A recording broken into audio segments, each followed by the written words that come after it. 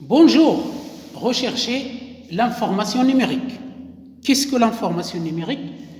C'est tout simplement l'ensemble des données qui ont un sens, c'est-à-dire des données brutes, des faits bruts qui ont été soit analysées, soit mises dans un contexte et donc compréhensibles, qui ont du sens et qui se trouvent sous format numérique, notamment sur Internet. Format numérique, que ce soit des fichiers numériques natifs, c'est-à-dire des fichiers qui ont été créés pour la première fois. Ce format numérique, par exemple, un document écrit à l'aide d'un logiciel de traitement de texte, par exemple, Microsoft Word, ou bien des documents numérisés, c'est-à-dire des documents qui ont été à l'origine produits sous format papier, c'est-à-dire format traditionnel, puis scannés et numérisés et rendus sous forme d'images, sous forme de fichiers numériques et mis à la disposition des chercheurs de cette information numérique.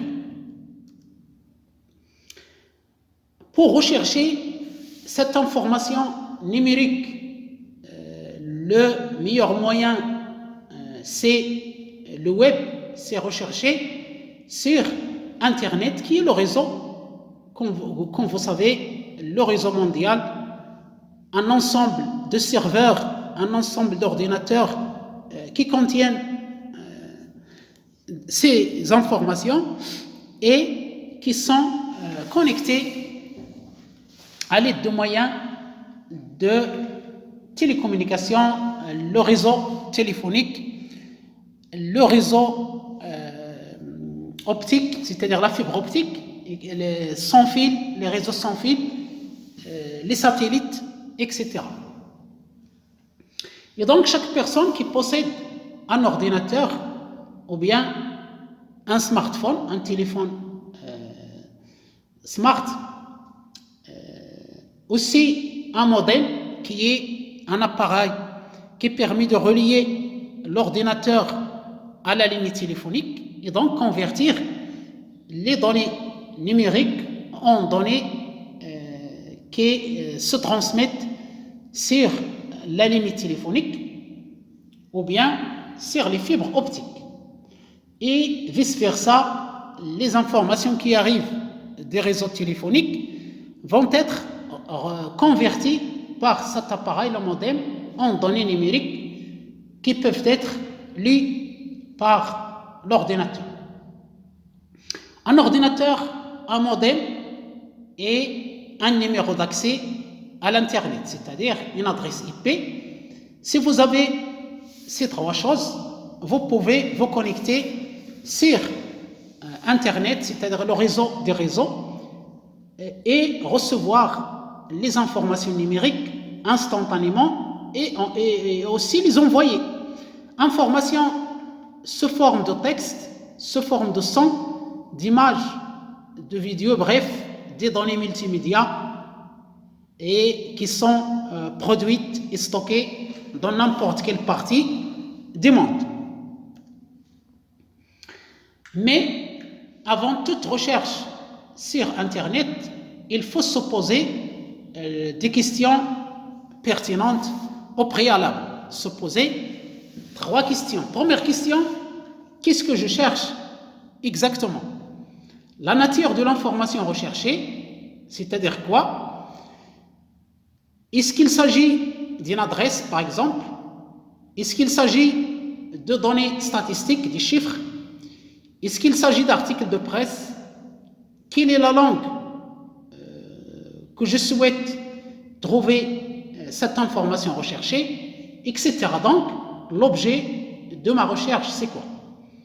Deuxième question à se poser avant toute recherche sur Internet, pourquoi faire? Pourquoi cette recherche? Quels sont les objectifs de ma recherche? Cette information, ça va servir à quoi? Est-ce que c'est pour satisfaire une curiosité personnelle, c'est-à-dire pour apprendre. Est-ce que c'est pour prendre une décision, notamment lors de votre travail, c'est-à-dire vous êtes un manager, vous êtes une personne responsable d'une tâche ou bien d'une entité et vous voulez prendre une décision et il vous faut de l'information. Est-ce que vous cherchez des éléments pour préparer un cours, par exemple un exposé, un travail de recherche, notamment une thèse de doctorat, un mémoire de master, etc. Voilà la deuxième question. Troisième question, est-ce que Internet, c'est-à-dire le web, est le moyen le plus rapide pour trouver cette information recherchée? Quels sont les outils dont je dispose, les méthodes employées, les stratégies, c'est-à-dire la question comment? Quels sont les moyens dont je dispose? Avec quel outil? Par exemple, est-ce que je vais utiliser un annuaire ou bien un moteur de recherche? Avec quelle méthode? Est-ce que je vais employer des mots-clés précis? Quelle est la syntaxe que je vais employer? Quel est le mode de recherche que je vais utiliser? Est-ce que c'est le mode de recherche simple ou bien le mode de recherche avancé, etc. Voilà donc les trois questions à se poser avant toute recherche d'informations sur le web. Quoi, pourquoi et comment? Le principe de la recherche de l'information numérique sur Internet est le suivant. Tous les ordinateurs qui sont connectés au réseau Internet doivent avoir une adresse unique pour être contactés, c'est-à-dire une adresse IP, Internet Protocol. En plus de l'adresse IP, ces ordinateurs doivent communiquer avec le même protocole. Le protocole de communication utilisé sur Internet, c'est le HTTP, Hypertext Markup ou bien Markup Language, ou bien, HTTP Hypertext Transfer Protocol, Hypertext Transfer Protocol, HTTP. Voilà le protocole de communication. Et bien sûr, les pages web où il y a les informations recherchées sont codées en langage HTML qui est Hypertext Markup Language. Donc HTTP, c'est le protocole de communication entre les ordinateurs et HTML, c'est le langage de codage, de structuration des pages web, c'est-à-dire le contenu des pages web, l'information que nous recherchons sur Internet, l'information numérique. Pour décoder le langage HTML, c'est-à-dire reconvertir les informations recherchées qui ont été codées en HTML, les reconvertir en langage naturel, c'est-à-dire des textes, des images, etc. Il faut utiliser des logiciels. Les logiciels qui permettent de lire les pages web codées en HTML et afficher les informations, on les appelle les logiciels de navigation ou tout simplement navigateurs. Les exemples de navigateurs, browsers en anglais, par exemple Firefox de Mozilla, Edge de Microsoft, Chrome de Google, Safari d'Apple, Opera, etc. Pour se connecter à Internet afin de rechercher l'information numérique, il faut passer par des fournisseurs d'accès. Ils sont appelés en anglais providers. Les fournisseurs d'accès à Internet, providers, sont des sociétés qui disposent d'un serveur, c'est-à-dire un ordinateur qui travaille 24 heures sur 24 et qui répond aux requêtes des clients, des ordinateurs clients. Il est capable de partager les informations et de connecter d'autres ordinateurs sur un réseau, notamment à l'aide de services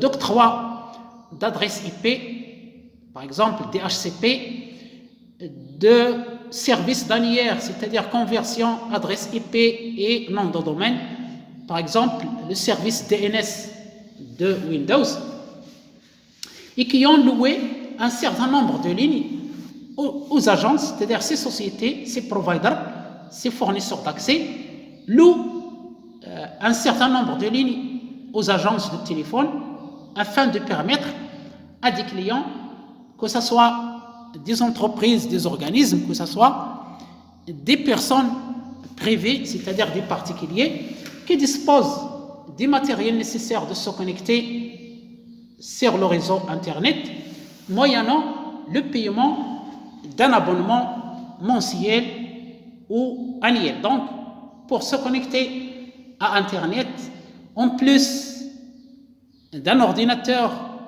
d'un modem et d'une ligne téléphonique, il faut un abonnement à un fournisseur d'accès Internet pour pouvoir se connecter sur Internet. Et cet abonnement est bien sûr payant, il est payant.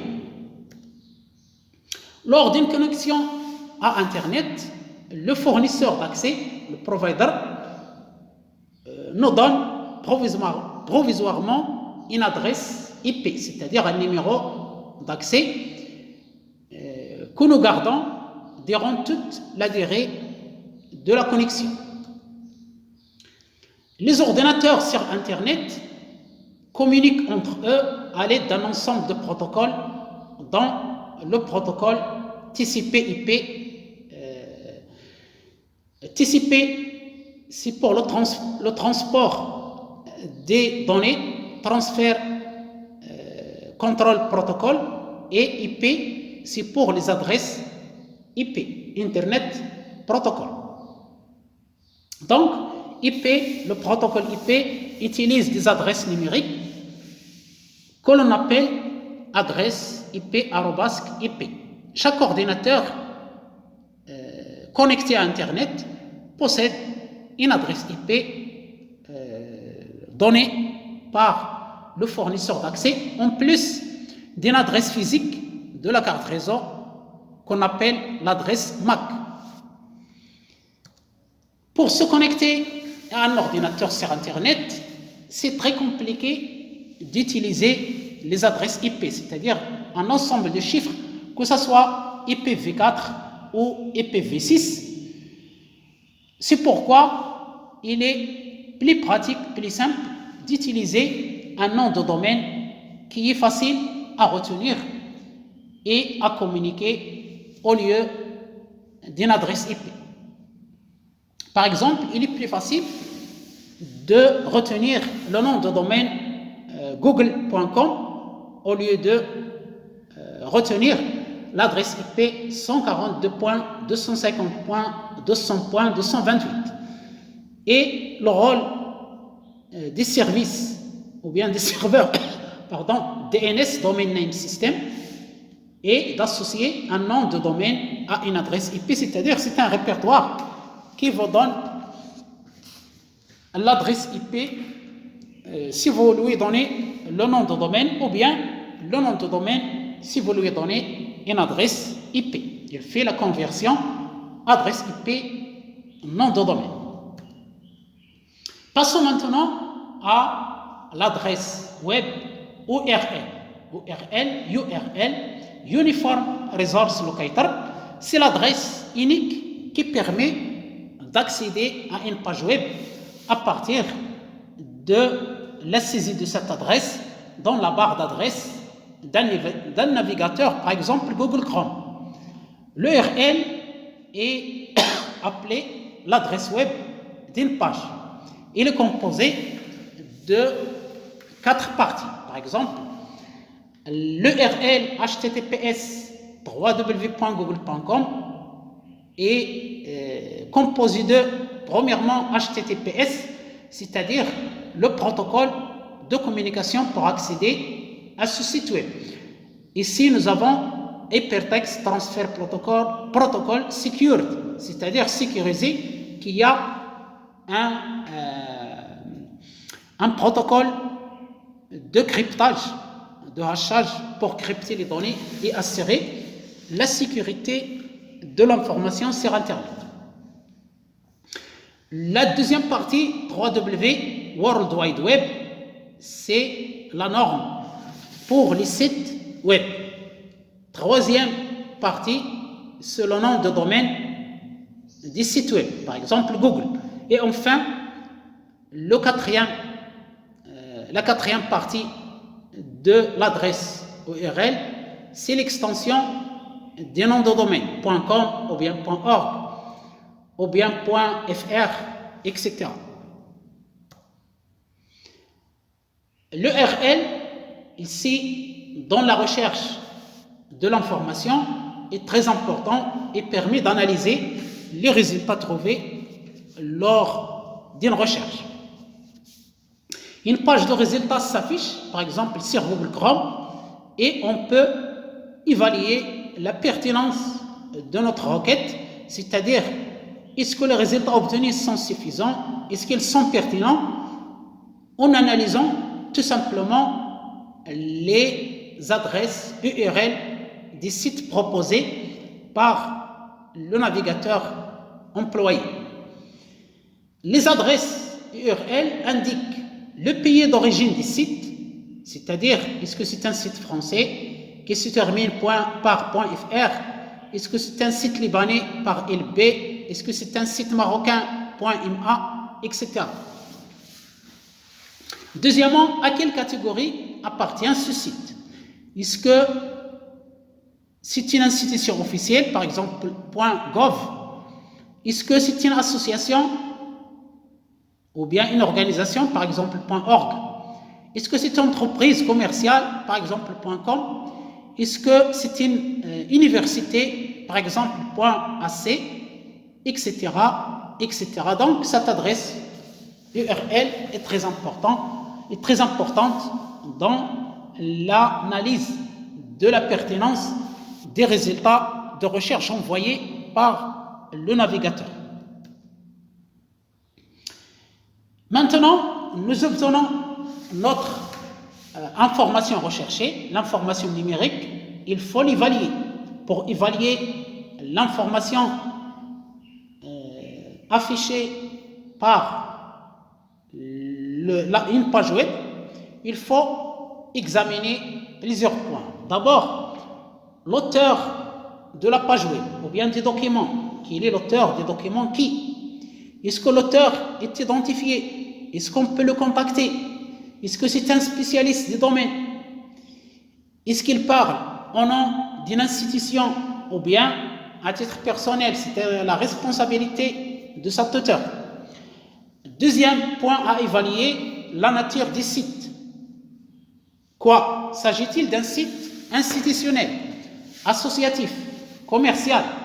S'il est commercial, est-ce que c'est de la publicité ou bien est-ce que c'est de l'information pertinente? Donc il faut se demander, c'est le site qui affiche l'information. La compétence de ce site sur le sujet, sa fiabilité, est-ce qu'ils sont reconnus? Quelle est la pertinence des informations fournies? Quel est l'intérêt des documents fournis? Pourquoi ces documents sont affichés sur ce site? Troisième point, la provenance de l'information. Où? De quel pays provient le site? L'information fournie concerne-t-elle un pays particulier? Quatrième point, pour évaluer l'information numérique, l'actualité de l'information. Quand? La date du document, est-ce qu'elle est indiquée? Si oui, est-ce que cette information nécessite une mise à jour, une actualisation? Le point suivant, les objectifs. Quels sont les objectifs du site? Pourquoi cette information sert-il site? Pourquoi la publication d'un document? Quel est le public visé? Est-ce que c'est de la publicité? Est-ce que c'est de la vulgarisation? Est-ce que c'est de la recherche scientifique? Etc. Et enfin, comment se présente le document? Est-ce qu'il est structuré? Est-ce que les sources sont indiquées, notamment les références bibliographiques? Sur quoi ce document a été basé pour être rédigé? Les sources, les citations. Est-ce qu'on peut accéder à cette information d'une manière gratuite ou bien il faut payer? Donc voilà certains éléments qui nous permettent d'évaluer l'information numérique trouvée sur Internet. Maintenant, passons à la trace laissée par nous au moment de rechercher de l'information sur Internet, c'est-à-dire les traces de navigation. Lorsqu'on accède à Internet, notre ordinateur doit être identifié, bien sûr, pour permettre d'accéder aux services Internet, notamment le World Wide Web, ou tout simplement le web, le 3W.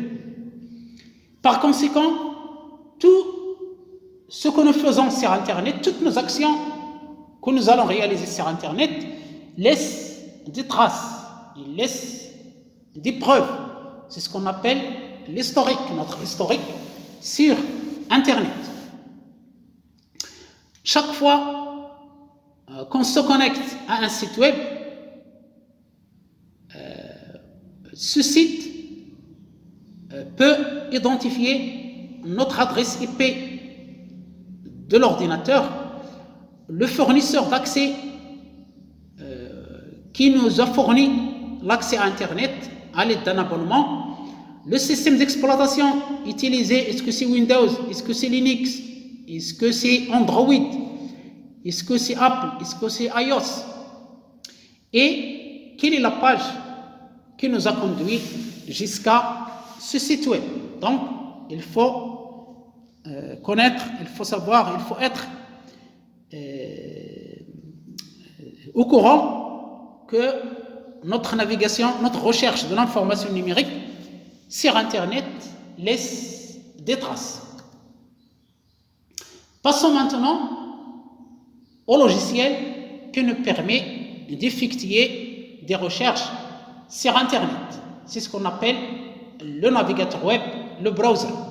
Un navigateur web est un logiciel permettant de naviguer et de consulter les pages web disponibles sur Internet sur le protocole World Wide Web 3W. En pratique, le navigateur est un logiciel qui traduit en texte et images les pages d'information qui sont codées en langage HTML, Hypertext Markup Language.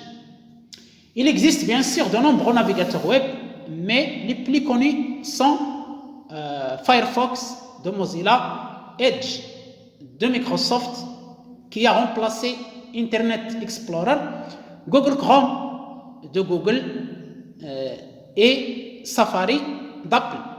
Tous ces logiciels sont gratuits. Vous pouvez les télécharger, les installer sur votre ordinateur ou bien sur votre smartphone gratuitement et pouvoir ainsi accéder aux pages web, aux sites web qui contiennent les informations numériques recherchées sur Internet. Pour rechercher une information sur le web, il existe 3 manières.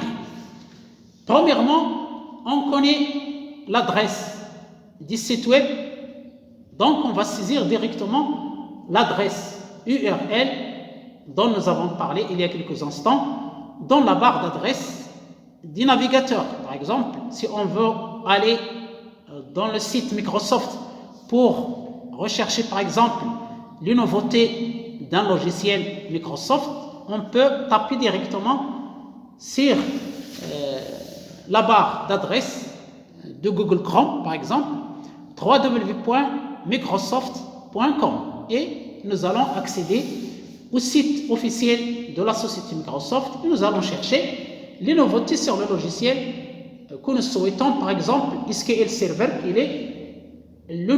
quelles sont les nouveautés de ce logiciel SGBDR.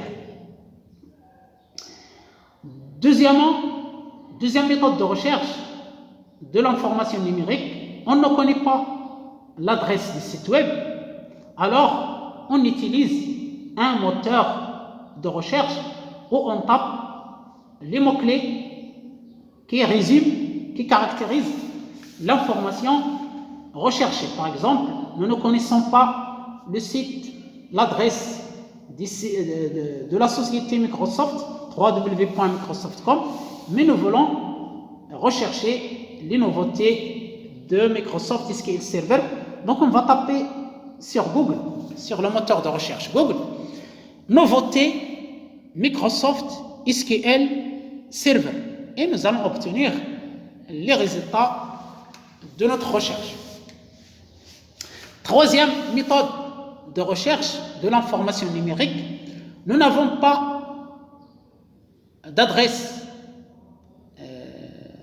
du site web, l'adresse URL, nous ne connaissons pas exactement ce que nous cherchons, mais nous voulons seulement naviguer et rechercher de l'information qui pourrait être utile pour nous. Donc il suffit de naviguer dans les pages web et de cliquer sur les liens hypertexte qui s'affichent au fur et à mesure de la navigation. Un lien hypertexte, il est connu par soit une phrase, ou bien un mot, ou bien une image, ou bien un dessin. Lorsqu'on place le curseur de la souris, ou bien le pointeur de la souris sur cet élément, sur ce lien hypertexte, ça change de présentation. Au lieu d'être une flèche, il devient une main qui pointe et l'adresse URL s'affiche dans une bulle d'information. Si nous cliquons sur ce lien hypertexte, nous allons être dirigés vers le site web vers qui ou bien vers quoi le lien hypertexte pointe. Donc voilà le lien hypertexte. Donc on va utiliser la navigation libre sur Internet. C'est comme si on nage dans une plage et on nage et on cherche tout ce qui nous intéresse à l'aide de cette navigation libre. Maintenant, pour mener une recherche d'information, il existe des milliards de pages qui sont enregistrées sur 10 millions de sites web répartis dans des milliers de serveurs, c'est-à-dire de grands ordinateurs qui fonctionnent 24 heures sur 24, 7 jours sur 7, sur toute notre planète. Chaque page contient des mots-clés qui décrivent son contenu. Un moteur de recherche est un service en ligne permettant de trouver facilement une de ces pages sur le web à l'aide de mots-clés. C'est-à-dire on entre des mots-clés, des mots qui permettent de résumer notre question, renseignée bien sûr dans un formulaire de recherche.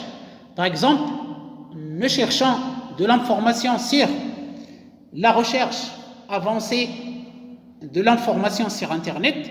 On peut taper 4 mots-clés: recherche avancée, information, Internet. Donc voilà les mots-clés que nous pouvons saisir sur Google, par exemple, Google Chrome, et le moteur de recherche Google va nous envoyer les pages web qui contiennent ces mots-clés, après bien sûr indexation et traitement de ces pages web. Un moteur de recherche fonctionne à l'aide de robots, c'est-à-dire des programmes qui sont appelés en anglais spiders ou crawlers et qui sont chargés de parcourir tout le contenu présent sur Internet, de le stocker dans d'immenses bases de données et de l'indexer, de le traiter. Les réponses sont classées dans un ordre de pertinence selon une méthodologie propre à chaque moteur de recherche, selon un algorithme qui est le plus souvent confidentiel. On ne peut pas connaître cet algorithme pour ne pas truquer les résultats envoyés par ce moteur de recherche, et ce pour des raisons commerciales, pour des raisons de concurrence entre les sociétés qui possèdent ces moteurs de recherche. Donc chaque moteur de recherche a son propre algorithme qui permet d'indexer, de classer, de stocker les recherches, les mots-clés, et de renvoyer les résultats selon un ordre de pertinence de ces résultats. Pourquoi les moteurs de recherche essaient d'envoyer les résultats les plus pertinents possibles aux chercheurs de l'information?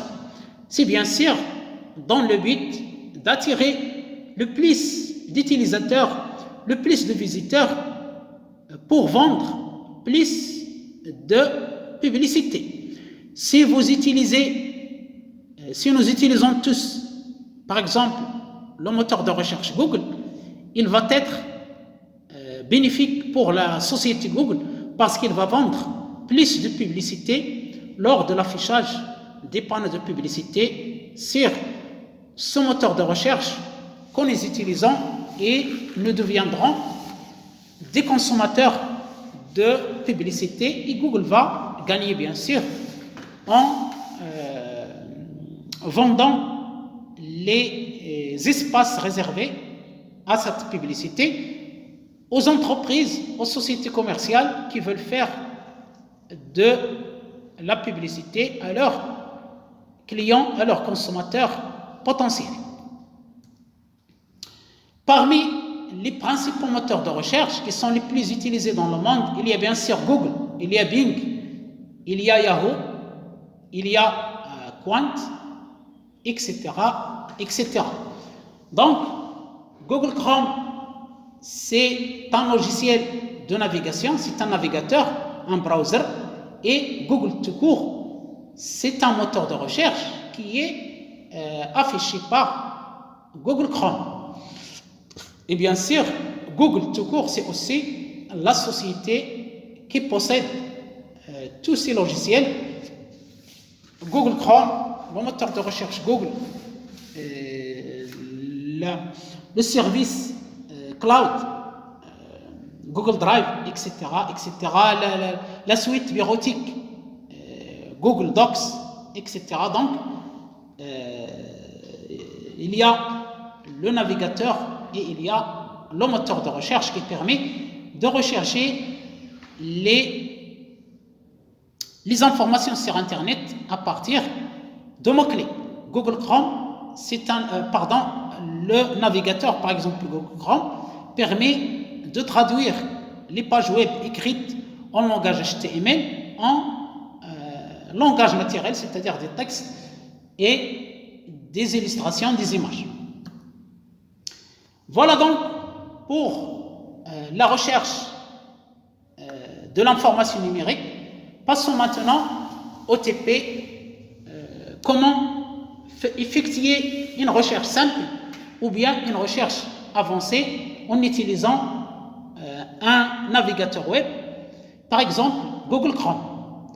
Pour la recherche simple, il suffit d'ouvrir Chrome dans votre ordinateur et d'aller dans la barre d'adresse en haut de l'écran, puis saisir l'objet de votre recherche, que ce soit une adresse web, une URL ou bien un mot-clé, et vous allez avoir les résultats qui sont affichés et vous allez sélectionner votre résultat selon les critères dont nous avons parlé il y a quelques instants, surtout vous devez lire les adresses URL des sites web affichés dans le résultat, et ces adresses web vont vous indiquer quelle institution, quel pays, etc. Donc, vous pouvez sélectionner le résultat selon vos besoins.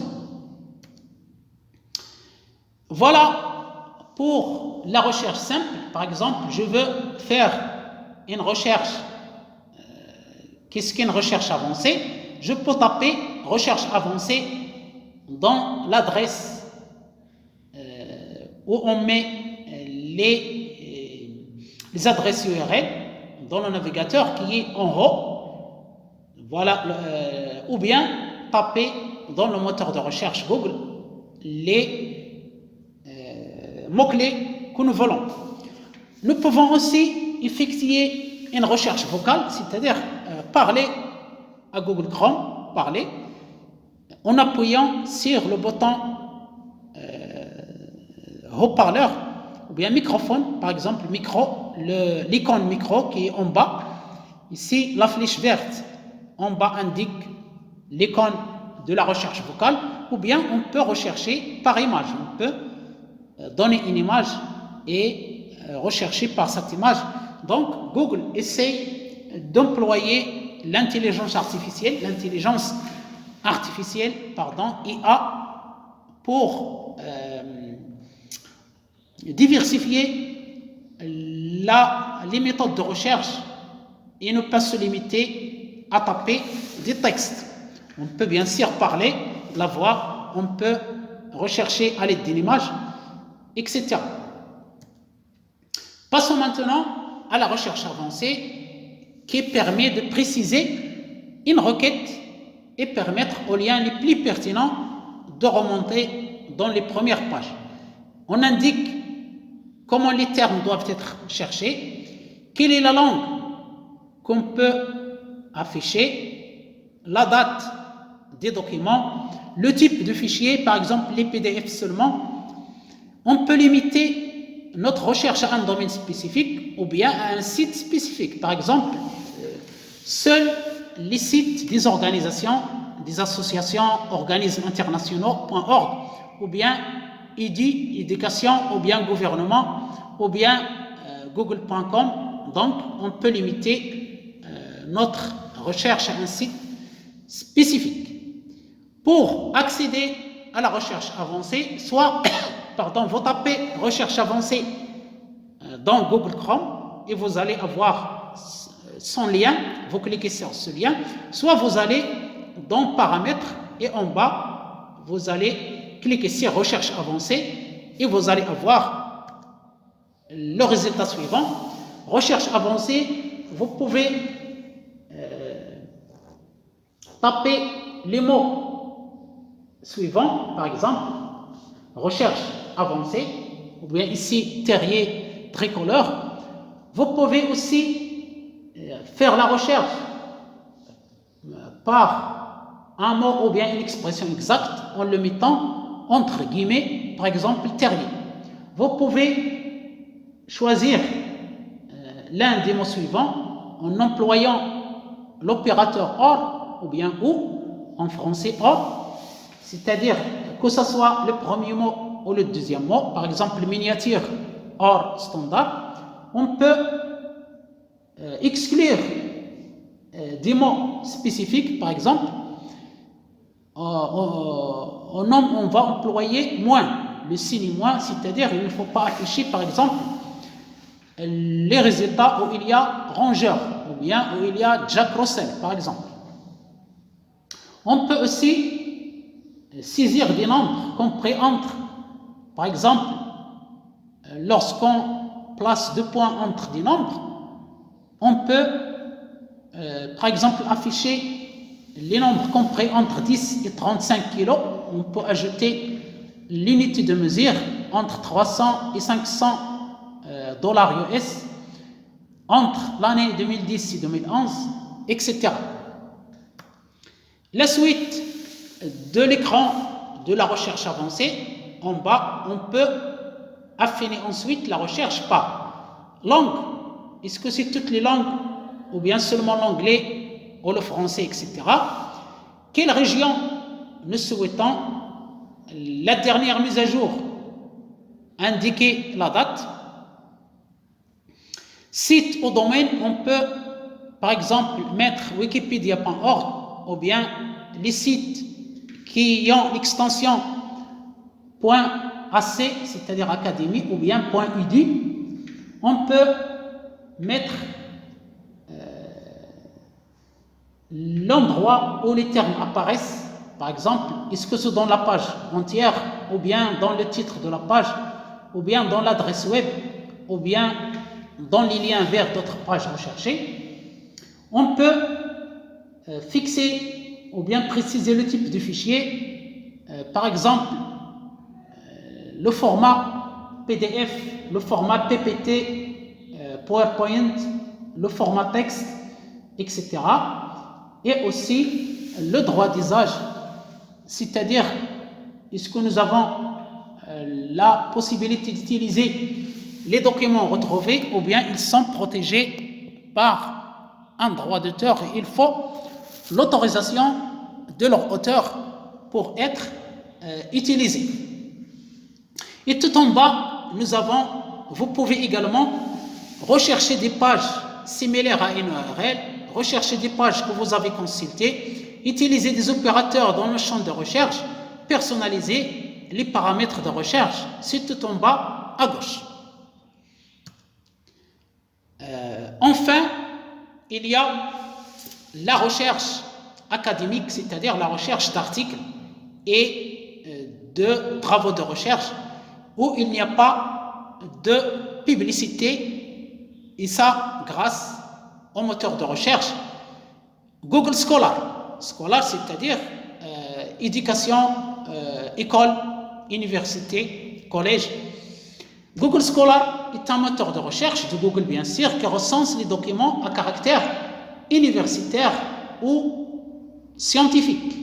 Il offre une bonne façon de commencer une recherche sur le web, tout en s'assurant d'augmenter la crédibilité des sources et documents trouvés.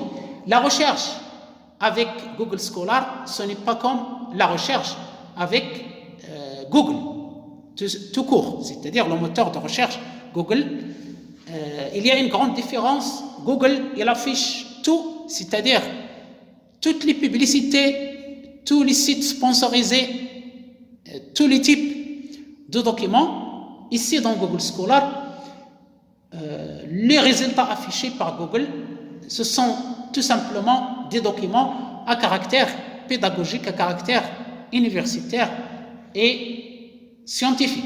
Mais Google Scholar ne saurait en aucun cas remplacer une recherche plus exhaustive. Dans le cas, par exemple, d'une recherche académique, si vous cherchez dans un sujet, par exemple, vous faites une thèse de doctorat, il ne faut pas se limiter à Google Scholar, parce que Google Scholar, c'est juste un début de la recherche scientifique. Il faut aller effectuer des recherches dans les banques de données bibliographiques spécialisées. Ça dépend des domaines. Il y a beaucoup de données bibliographiques, notamment les sites Scopus, Karim, Info. Il y a plusieurs bases de données bibliographiques. Il y a des sites spécialisés dans la recherche scientifique. Donc, il ne faut pas hésiter à consulter ces bases de données bibliographiques en plus d'un début de recherche à l'aide de Google Scholar. Terminons maintenant avec la phrase célèbre qui s'affiche en bas de la zone de recherche de Google Scholar, qui est sur les épaules d'un géant. Sur les épaules d'un géant, c'est-à-dire l'information que nous recherchons sur Internet, si c'est un travail de géant, d'auteur, de producteur de l'information scientifique et technique, producteurs de l'information numérique, quel que soit son type. Donc, ils sont des géants et Google Scholar se base sur les épaules de ces géants pour nous trouver et nous afficher les informations recherchées. Voilà pour cette science de recherche de l'information numérique. Il ne me reste qu'à vous souhaiter une excellente journée. Merci pour votre attention et à bientôt.